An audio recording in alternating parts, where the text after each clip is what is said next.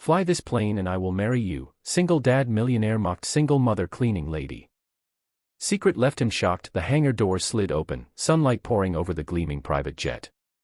It wasn't just any plane, it was Richard Coleman's pride, his symbol of wealth and power. Inside, the millionaire's guests laughed, glasses clinking. And in the corner, quietly mopping the marble floor of the lounge, was Anna, the cleaning lady. A single mother. Worn hands, tired eyes, working 2 jobs to feed her son. But to Richard, she was invisible that day, though he was in the mood for a show. Smirking, he called out to her, "Hey, Anna. Ever been inside a jet this expensive?" She froze. "No, sir."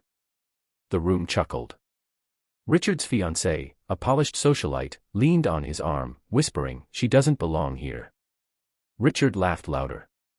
"Well, I'll tell you what. If you can fly this plane, I'll marry you instead." The room erupted in cruel laughter. A ridiculous dare, meant to humiliate her. Anna didn't flinch. She simply set the mop aside, wiped her hands, and looked Richard straight in the eye. "Are you serious?" she asked quietly. Richard smirked. "Dead serious." The guests sneered, whispering, "She's just a maid. She probably doesn't even know how to drive a car, let alone a jet." But Anna walked past them calmly. Past the shocked faces. And straight into the cockpit. Richard's laugh faltered. "What is she doing?" Inside the cockpit, Anna's hands moved with confidence. "Switch on. Fuel check. Systems green." The engines roared to life. Gasps filled the hangar. "Wait, she knows what she's doing." Richard's jaw dropped.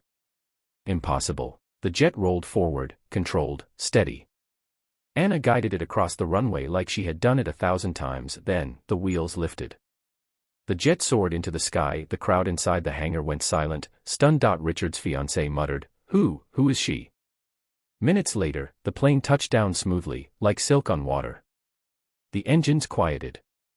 The door opened, and out stepped Anna, calm, composed, her uniform still neat, her chin held high. She walked past Richard, past the sea of stunned faces, and finally stopped. "My late husband," she said, her voice steady, "was a pilot.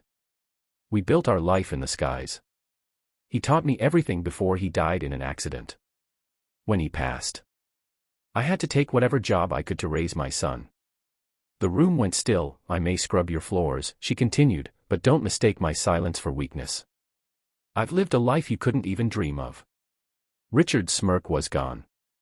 His fiancée's face burned red. The guests whispered, not about him, but about her. The millionaire who tried to mock a maid had been humiliated instead. Anna picked up her mop, her dignity unshaken, and added one final blow. "Mr. Coleman, you said if I could fly your plane, you'd marry me. Don't worry, I wouldn't marry a man who needs to humiliate others just to feel powerful." She turned, walking away, the echo of her heels louder than the applause that followed. That night, Richard's so-called joke was the only story in town. Not the wealth on display. Not his plane. But the maid who rose above mockery and left a room full of millionaires speechless. And as for Anna, her story didn't end there. A guest at the party, a CEO of an aviation company, approached her with an offer that would change her life, but that was just the beginning.